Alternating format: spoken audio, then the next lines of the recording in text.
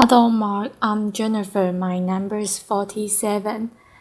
And this week's article, the title is Margaret Haverman, Dare to Disagree. Filmed June 2012 at Tate Global 2012. Subtitles and transcript. Select language English. Transcribed by Thu Huang Ha. Reviewed by Morton Best. In Oxford in the 1950s, there was a fantastic daughter who was very unusual, named Alice Duer. And Alice was unusual, partly because of course she was a woman, which was pretty rare in the 1950s. And she was brilliant. She was one of the, at that time, the youngest fellow to be elected to the Royal College of Physicians. She was unusual too, because she continued to work after she got married, after she had kids, and even after she got divorced, and was a single parent. She continued her medical work. And she was unusual because she was really interested in a new science, the emerging field of epidemiology, the study of the patterns in disease. But like every scientist, she appreciated that to make her mark, what she needed to do was find a hard problem and solve it. The hard problem that Alice chose was a rising incidence of childhood cancers. Most disease is correlated with poverty, but in this case of childhood cancers, the children who are dying seem mostly to come from affluent families. So, what she wanted to know could explain this anomaly. Now, Alice had trouble getting funding for her research. In the end, she got just £100 from the Lady Tata Memorial Prize, and that meant she knew she only had one shot at collating her data. Now, she had no idea what to look for. This really was a needle in a haystack sort of search. So she asked everything she could think of. Had the children eaten boiled sweets? Had they consumed colored drinks? Did they eat fish and chips? Did they have indoor or outdoor plumbing? What time of life had they started school? And when her carbon copy questionnaire started to come back, one thing and one thing only jumped out with the statistical clarity of a kind that most scientists can only dream of. By a rate of 2 to 1, the children who had died had mothers who had been X-rated when pregnant. Now that finding flew in the face of conventional wisdom. Conventional wisdom held that everything was safe up to a point, a threshold.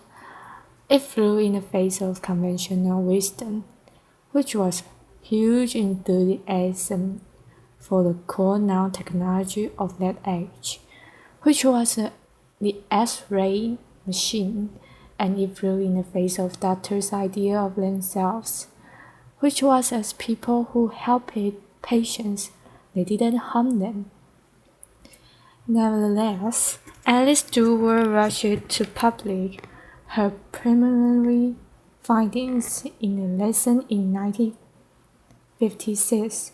People got very excited. There was talk of the Nobel Prize, and Alice really was in a big hurry to try to study all the cases of childhood cancer she could find before they disappeared. In fact, she need not have hurried. It was fully 25 years before the British and American medical establishment abandoned the practice of X-raying pregnant women. The data was out there, it was open, it was freely available, but nobody wanted to know. A child a week was dying, but nothing changed. Openness alone can drive change. So for 25 years, Alice Stewart had a very big fight on her hands. So how did she know that she was right? Well, she had a fantastic model for thinking. She worked with a statistician named George Neal. And George was pretty much everything that Alice wasn't. So Alice was very outgoing and sociable, and George was a recluse. Alice was very warm, very empathetic with her patients. George frankly preferred number to people, but he said these fantastic things about their working relationship. He said, "My job is to prove Dr. Stewart wrong." He actively sought this confirmation, different ways of looking at her models, at her statistics, different ways of crunching the data in order to disprove her. He saw his job as creating conflict around her theories, because it was only by not being able to prove that she was wrong that George could give Alice the confidence she needed to know that she was right. It's a fantastic model of collaboration, thinking partners who are not echo chambers. I wonder how many of us have, or data to have, such collaborators. Alice and George was very good at conflict. They saw it as thinking. So what does that kind of constructive conflict require? Well, first of all, it requires that we find people who are very different from ourselves.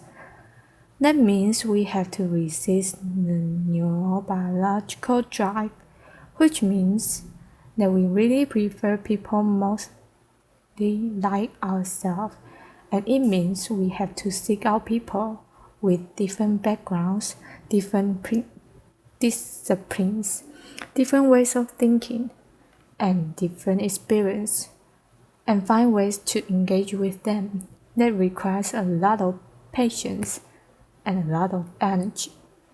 And the more I have thought about this, the more I think, really, that's a kind of love, because you simply won't commit that kind of energy and time if you don't really care.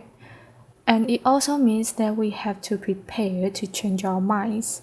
Alice's daughter told me that every time Alice went head to head with a fellow scientist, they make their think and think and think again.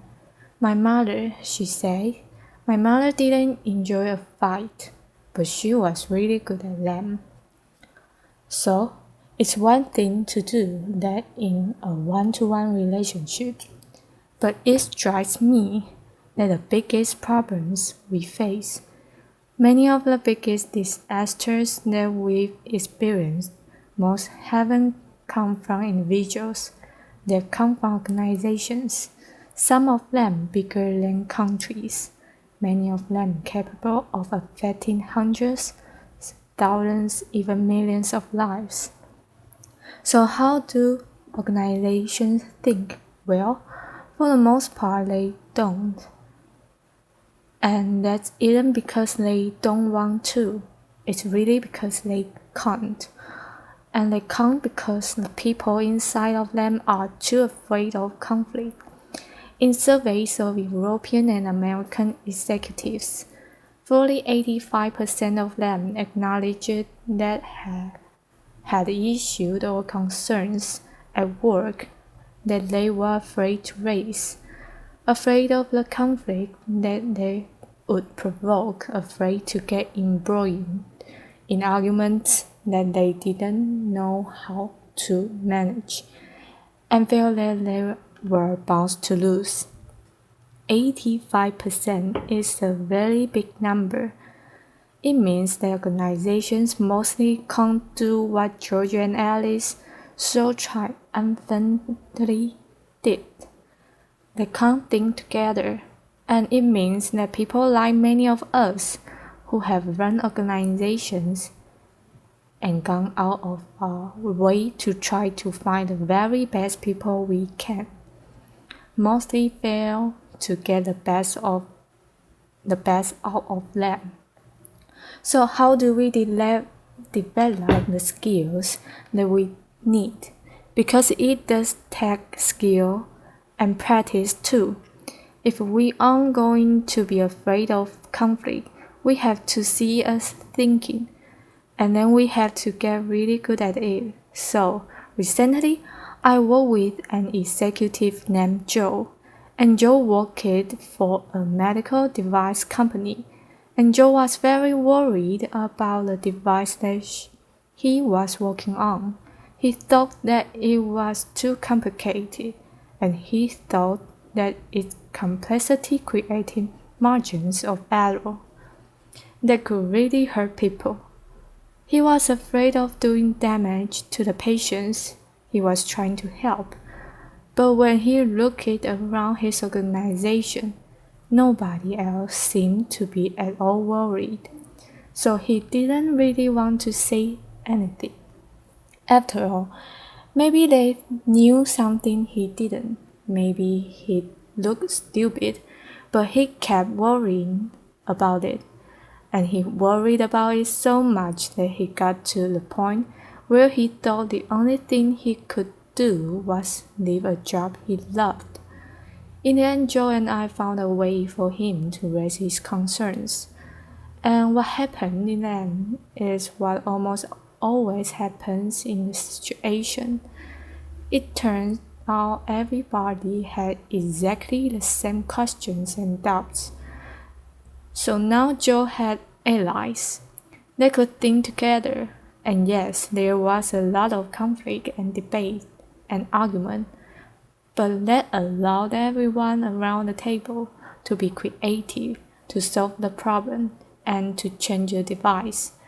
Joe was what a lot of people might think of as a whistleblower, except that like almost all whistleblowers, he wasn't a crank at all. He was passionately devoted to the organization and the higher purposes that the organization served. But he had been so afraid of conflict until finally he became more afraid of the silence. And when he dared to speak, he discovered much more inside himself and such more give in the system than he had ever imagined. And his colleagues don't think of him as a crack, they think of him as a leader. So how do we have these conversations more easy and more often? Well, the University of Delft requires that the PhD students have to submit 5 statements that they are prepared to defend. It doesn't really matter what the statements are about. What matters is that the candidates are willing and able to stand out to authority. I think it's a fantastic system, but I think giving it to PhD candidates is far too few people and way too late in life. I think we need to be teaching these skills to kids and adults at every stage of their development. If we want to have thinking organizations and a thinking society. The fact is that most of the biggest catastrophes that we've witnessed really come from information that is secret or hidden. It comes from information that is freely available and out there, but that we are willfully blind to. because we don't want to handle the conflict that it provokes. But when we dare to break this silence, or when we dare to see and we create conflict, we enable ourselves and the people around us to do our very best thinking. Open information is fantastic. Open networks are essential. But the truth won't set us free until we develop the skills and the habit and the talent and the moral courage to use it. Openness isn't the end, it's the beginning. Applause. Okay, I'm finished. Bye bye.